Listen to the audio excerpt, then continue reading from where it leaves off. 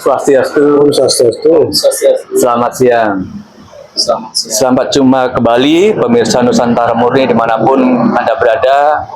Salam sehat selalu, rahayu, rahayu, rahayu.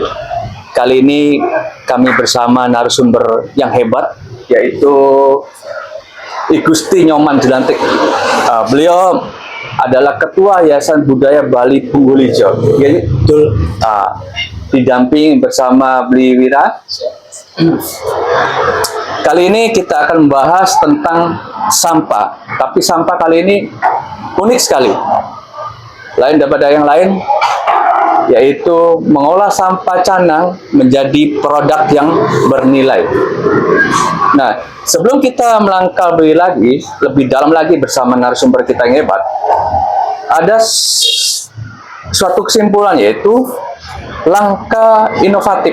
Nah, langkah inovatif ini membuktikan bahwa dengan intervensi manajemen limbah yang tepat dan visi ekologis yang kuat, tantangan lingkungan regional dapat berubah menjadi peluang ekonomi mikro yang berkelanjutan tentunya ya. Nah, program ini tidak hanya menawarkan solusi konkret atas krisis ekonomi lokal, tetapi juga menciptakan presiden bagaimana nilai budaya, kelestarian lingkungan, dan profitabilitas finansial. Nah, ini penting finansial kan, dapat berjalan beriringan secara harmonis. Itu bagaimana sih sebenarnya? Baik, Om Swastiastu.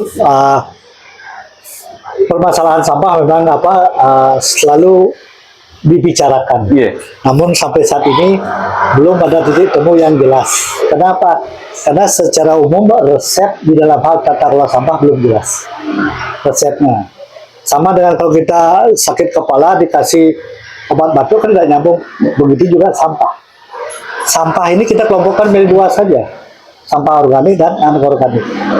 Nah, kalau di Bali kan ada kegiatan untuk di pura, namanya sampah-sampah pura atau sesajen. Nah, itu pun kita harus kelola dengan bagus. Nah, bagaimana tata kelolanya? Itu yang perlu kita sampaikan kepada publik biar diketahui. Sampah canang atau sesajen itu tidak mesti kita buang semua. Kenapa? Karena sampah itu ada nilainya kalau memang kita mau proses. Ya. Nah, bagaimana cara prosesnya? Karena banyak di masyarakat akhir-akhir ini sampai ada pembatasan pengaturan bantal dan lain-lain. Semestinya makin banyak ada sesajen, mestinya makin aktivitas kehidupan itu makin berkembang mestinya. Kalau kita cermati positif, Berkembang secara ya, kan? sirkular ekonomi. Ya. Nah, kenapa demikian? Karena begitu kita mendengar sampah, bagi orang yang tidak paham, dia sudah takut duluan. Sampah ini bau, sampah ini bermasalah. Tetapi kalau kita masuk ke dalamnya, ya semua yang ada itu ada nilainya. Plastik nilainya luar biasa. Orang asing mengatakan kalau plastik yang berserakan itu sebenarnya emas yang ada di permukaan bumi yang tidak dikelola oleh masyarakat kita, khususnya di Bali. Tetapi kalau itu dikelola, sampah-sampah plastik yang menyebabkan selokan got sungai macet, itulah kita kelola. Bagaimana caranya? Kita siapkan konsep. Pungguljo menyiapkan konsep bagaimana menyelenggarakan pengelolaan sampah dari hulu dan hilir. Ya. Nah, mungkin Pak sudah mendengar apa itu TPS 3R. Ya, TPS 3R itu yang sejatinya bukan nama TPS, alur kerja yang mencerminkan 3R. Fungsi 3R itu sebenarnya untuk menekan biaya, menambah keuntungan. Itu mestinya. Nah, yang kami amati dan tim yang ada, Pak Wira, kami siapkan untuk mengecek di lapangan, kenapa sih TPS yang ada di masing-masing desa belum optimal. Tetapi semua menyandang nama TPS 3R. Nah, oleh sebab itu kita ingin berbagi sebenarnya. Bagaimana sih mengolah sampah di Bali itu biar cepat selesai dengan sistem sumber. Sama tadi, sampah canang yang ada di pura dikelola oleh desa adat. Lewat bukan berdesa adat yang bekerja, dia punya anak buah. Karena sumber sampah di desa kan ada di desa adat. Sampah canang dan lain-lain ada di desa adat. Oleh sebab itu peran desa adat dan dinas harus bersinergi di sana. Nah, dengan demikian bagi kami di Yayasan Pungguljo itu sampah itu tidak masalah. justru sampah itu menjadi berkah. Kenapa jadi berkah? Kita bisa olah. Ya. Karena cita-cita kami ke depan itu bagaimana sampah Bali itu bisa go internasional. Wah, luar biasa. Kita kembalikan sampah yang dibawa oleh tamu, yang dia buat sampah di Bali, kita balikkan lagi kepada tamu, bukan sampah kita kembalikan, kita buatkan cenderamata sesuai dengan pariwisata, ada GWK. Jadi sesuatu yang bernilai. Iya, itu yang kita buat. Tuh. Nah, sebelum melangkah lebih lagi ya, di depan kita ini ya, Ya. menjelaskan ini. Sebenarnya Yayasan Penghulu Hijau itu sudah berdiri mulai tahun berapa? Nah, yayasan ini berdiri tahun 2018. Kita mulai dari Desa Punggul ya. Karena Desa Punggul itu boleh dikatakan sampah pertama itu kan di ujung desa banyak sampah. Nah, kita dan desa adat bersinergi. Bagaimana sampah-sampah ini kita bisa kelola di desa masing-masing. Nah, dengan demikian 2019 itu kita bisa tuntaskan sampah di desa, termasuk canang yang ada semua. Karena sampah organik ini kita olah untuk apa? Tidak sekedar untuk mengolah saja, sampah organik diolah untuk apa? Ini harus jelas. Setelah diolah jadikan apa dia? Organik 50% harus masuk ke bumi. Karena kita perlu memberikan makanan yang sehat kepada pertiwi. Kan ini yang belum banyak ada. Begitu sebaiknya sampah itu dibuang begitu aja.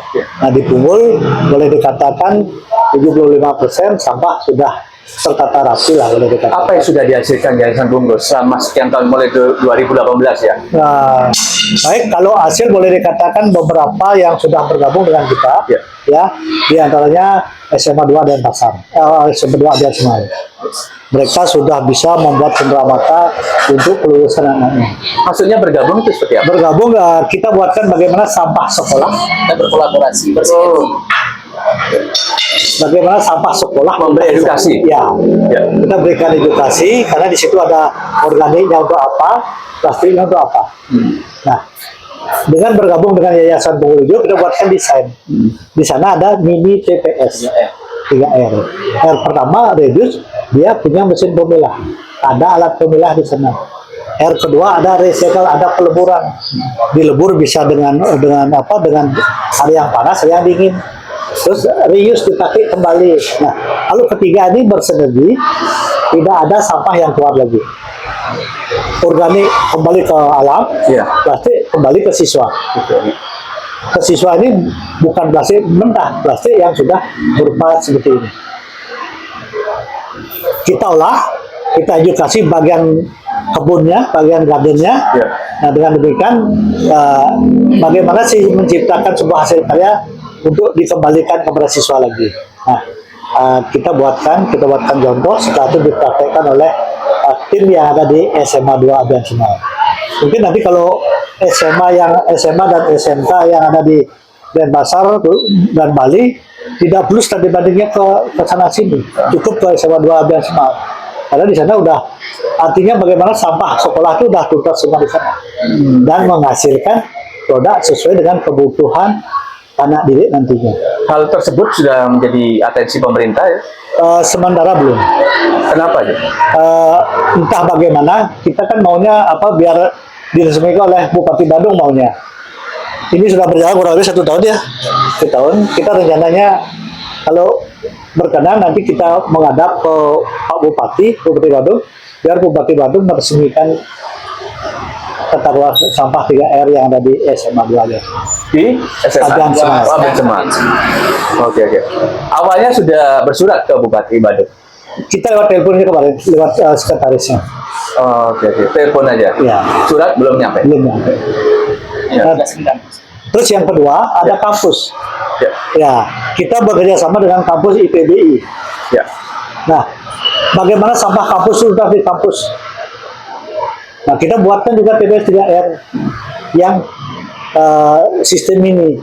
Karena di dalam hal membuat TPS itu yang kita harus tahu adalah jumlah pengguna. Tidak sekedar buat TPS yang besar, tapi yang kecil, tapi penggunanya cukup banyak, akhirnya sampah yang menjadi membludak. Nah, di dalam hal pembuat ini yang perlu kita cek adalah berapa orang yang akan menggunakan tempat pengolahan sampah itu. Nah, dengan demikian kita siapkan alat ininya, bagaimana sampah, kalau di IPB kan dia punya food waste, punya sampah dapur, dia punya sampah kebun, dia punya sampah plastik. Nah, ketiga-tiga ini kita kelola, kita jadikan kita olah, kita buatkan TPS 3R mini.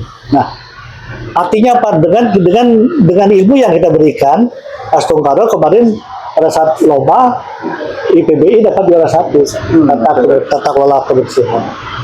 Itu yang kita sudah wujudkan selain di desa Pinuli. Dan ada beberapa desa lagi yang akan segera bergabung dengan kita, termasuk hotel restoran. Proses. Karena kita tahu bagaimana sih tata kelola Horeca itu, hotel restoran dan kafetaria. Nah, kan banyak yang bingung dengan kebijakan pemerintah dengan dengan Pergub 47 itu kan produknya bagus, cuman aplikasinya tidak jelas. Karena di sini menurut pengamatan AJ dan tim, SOP-nya tidak jelas. Hulunya mana, hilirnya mana, alat bantunya kayak apa. Karena banyak alat pencacah sampah gitu, tetapi sampah di Bali beda. Bedanya apa? Karena 65% adalah organik. Organik ini mestinya jangan digabung dengan plastik. Kalaupun bergabung, kita siapkan mesin pemilah. Kita siapkan mesin, kita punya mesin pemilah. Artinya sampah campur masuk ke sana, mesin yang bergerak, yang organik akan ke kanan, yang kiri akan ke kiri. Nah, dengan demikian jelas yang ringan akan lari ke plastik, tapi yang lemah akan jadi organik. Nah, ini pun kita harus jelaskan. Setelah dipotong organik, kita harus siapkan rumahnya. Harus ada rumah fermentasi, kita sebut nembak paralel. Tapi di DPS yang ada belum ada alat seperti itu. Karena kita desain alat itu sekitar 2018 kemarin. Karena apa? Karena sampah itu tidak boleh kena sinar matahari, tidak boleh kena air hujan. Begitu dia datang harus diproses, tidak boleh dia di luar lebih dari 24 jam. Sementara kan di Kota Denpasar, di mana di Bali, hampir sampah itu ada di depan rumah. Nah, kalau itu sampai 3 minggu, 2 minggu, apa yang terjadi? Bagaimana bakteri yang ada itu. Nah, oleh sebab itu, sampah itu tidak boleh ada di depan rumah. Karena orang asing kalau melihat sekarang kan kebanyakan dekorasinya sampah yang numpuk. Nah, bagaimana cara kita bisa kok itu? Kita bisa asal di dalam hal tata kelola sampah itu harus ada doanya. Dengan doa sampah itu kan selesai. Doanya apa? Ada dana, ada orangnya, ada alatnya. Tapi ketiganya harus bersinergi. Sementara kan tata kelola sampah kan dananya hampir sangat kecil sekali. Justru mengurus sampah itu biayanya harus dilebihin sedikit. Nah, dengan demikian kita ngurus sampah itu kalau sudah ada dana, ada alat dan lain-lain, kayaknya sampah di Bali dalam waktu 6 bulan kayaknya kita bisa selesaikan asal semua instansi ini bergabung. Gubernur lewat bupatinya, bupati lewat camat. Yang ini harus edukasi dulu. Bupati, camat itu harus tahu dia sampah. Nah, dengan tahu sampah, kan camat yang paling di depan untuk mengeksekusi perbekal yang ada di kecamatan masing-masing. Nah, dengan doa yang dibawa oleh camat, diberikan kepada perbekal kepala desa yang lain, kita tinggal kasih deadline dalam 6 bulan. Saya minta sampah desa harus tuntas. Bagaimana caranya? Ini doanya. Nah, dengan demikian kami rasa Bali itu akan menjadi contoh dalam tata kelola sampah, tetapi dengan catatan resep atau SOP-nya jelas. Ya, harus jelas dulu regulasinya seperti apa, SOP-nya seperti apa, dan itu. Yang menarik lagi tentang canang itu bisa dibuat apa aja, Ji? Baik, canang ini sebenarnya kita sudah kita sudah datang ke Pura Besakti, ke Pura Batur, karena kita ditunjuk oleh salah satu lembaga di Gianyar. Bisa nggak sampah Pura Batur ini dikelola? Nah, kita datang sama dengan tim, kita ambil sampel, kita coba bisa. Karena sampah canang atau sesajen itu, kalau kita lihat perhatikan secara mata batin, itu masih ada khasiatnya. Apa ya khasiatnya? Khasiatnya ini apa? Ada nilai spiritual masih ada. Oh iya. Gitu. Cuman kan bagi orang yang peka akan tahu itu.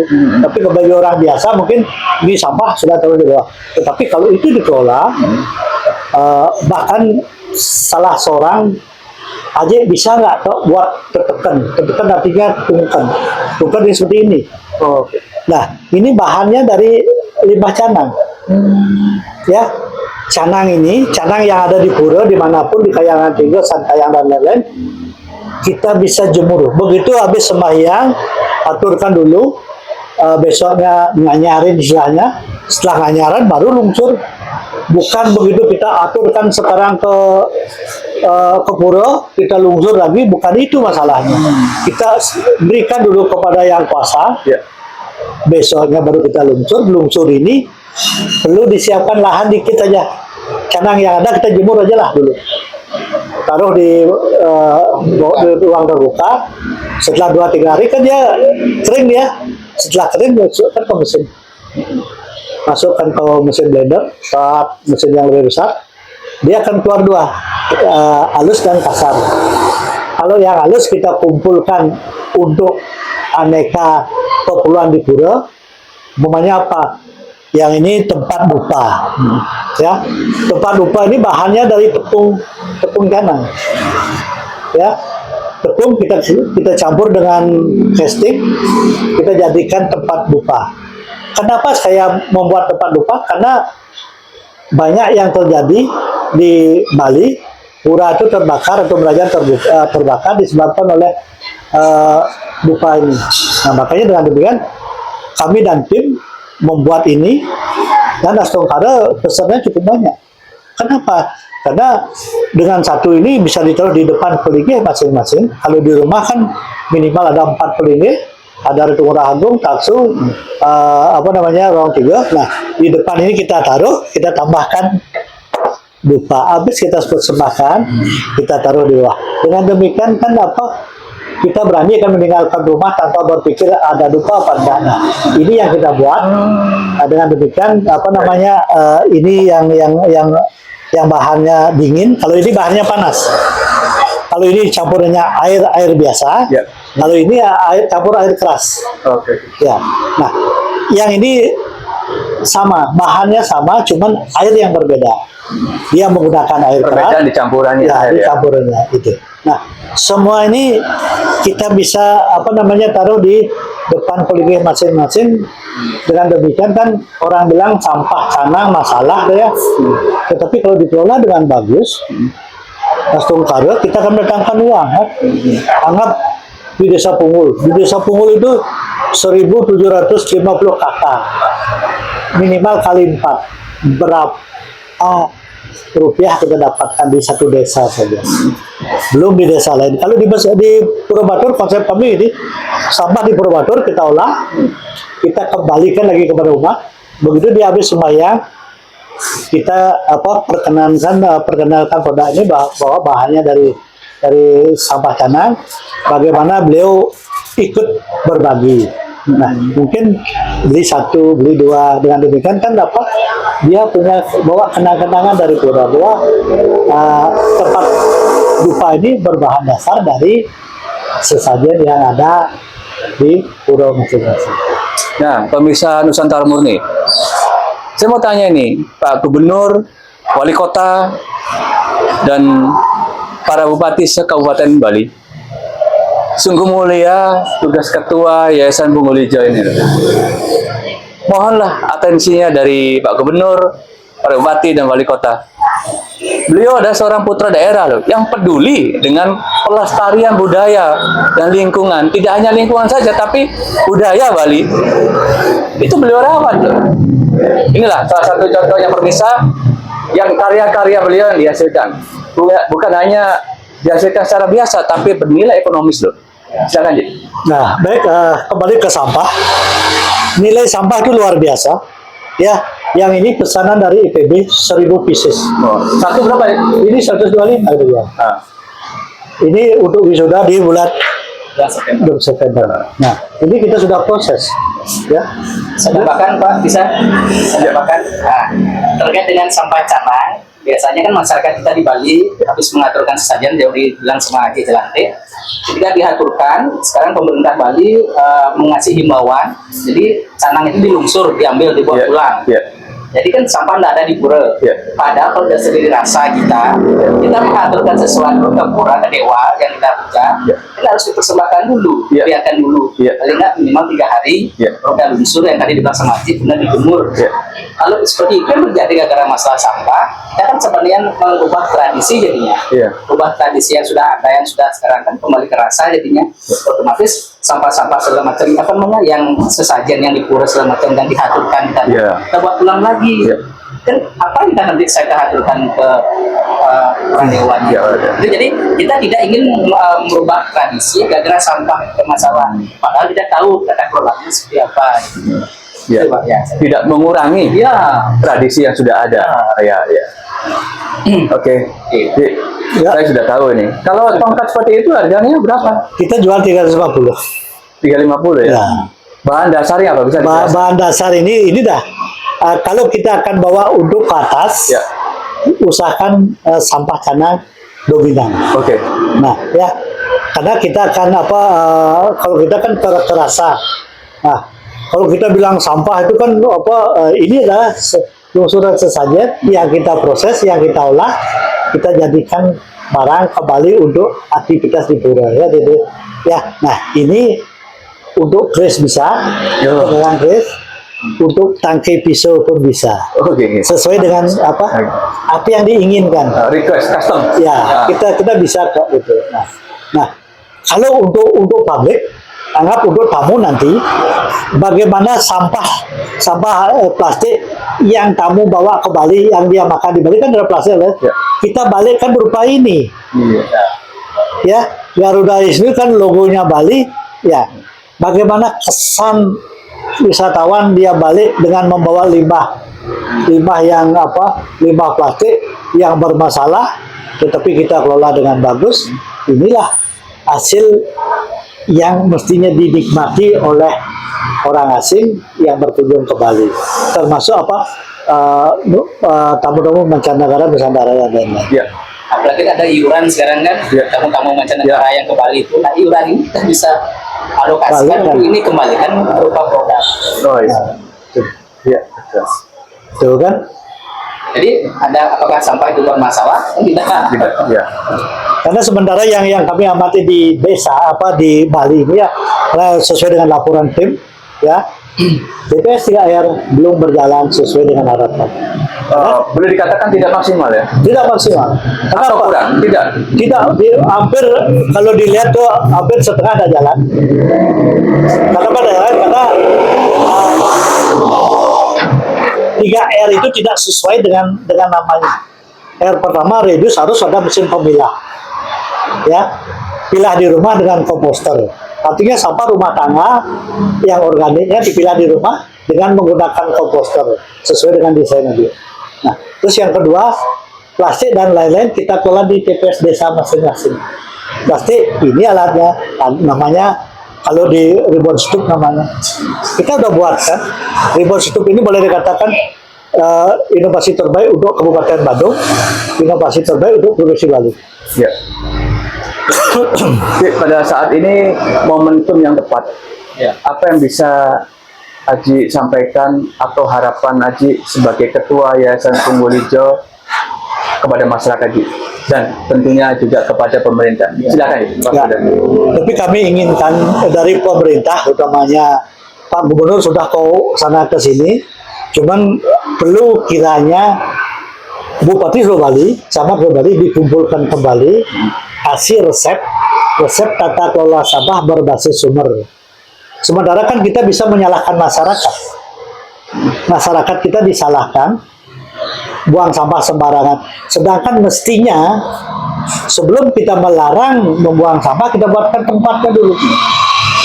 Di masing-masing desa itu, desa A, B, C sudah buatkan tempat kelola sampah masing-masing. Kalau masih ada warga yang membuang sampah di situ, baru kita berbeda. Sekarang kan TPS tidak jalan, Ini daerah. Nah, oleh sebab itu saran kami Pak Gubernur mengundang kembali bupati yang ada di Bali, walaupun sudah ada pergub dan lain-lain, camat seluruh Bali kumpul, berikan edukasi, berikan resepnya, berikan doa, ya, dana orang alat. Nah, kalau ini sudah diberikan oleh yang di atas, dieksekusi di bawah, kami rasa dalam waktu singkat sampah Bali akan bisa diselesaikan. Amin. Ya, itu harapan kami. Tambahkan Pak. Nah, terkait dengan sampah, ibaratnya istilahnya Aji, karena beliau sebagai inovator, konseptor menciptakan alat namanya ribbon stove. Nah, artinya apa? Sekarang yang dilarang itu kan pembakaran sampah secara terbuka, asapnya banyak. Padahal saat ini solusi yang tepat adalah menggunakan ribbon stove ini karena pembakaran tanpa asap. Artinya apa? Inovasi global, inovasinya lokal, solusi global. Gitu. Ini yang sebenarnya harus diperhatikan oleh pemerintah. Nggak perlu didukung bagaimana mengembangkan alat ini biar menjadi sempurna. Itu harapan kami dari yayasan. Ini terakhir apa yang bisa sampaikan ke masyarakat? Masyarakat cuman apa yang diimbau oleh pemerintah, memilah sampah harus dilakukan dengan baik.